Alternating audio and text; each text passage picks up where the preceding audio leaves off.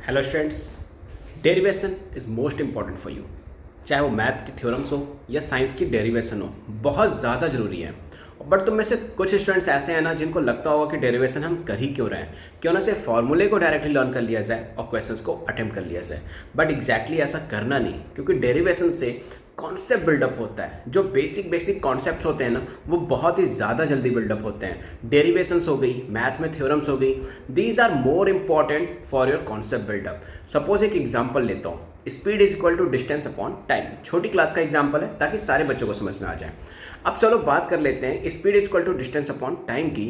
तो यहाँ पर जब तुम इसको डेरिवेट करोगे ना, तो तुम्हें तीन चीज़ें मिलेंगी। एक तो स्पीड का फॉर्मूला मिल जाएगा, एक डिस्टेंस का और एक टाइम का। तीनों फॉर्मूले से कैसे क्वेश्चंस को सॉल्व करना है और कैसे इंटरचेंज करके तुम यूज़ कर सकते हो, ये तुम्हें बहुत अच्छे से मिल जाएगा। So derivation is most important to all of you. Thank you so much.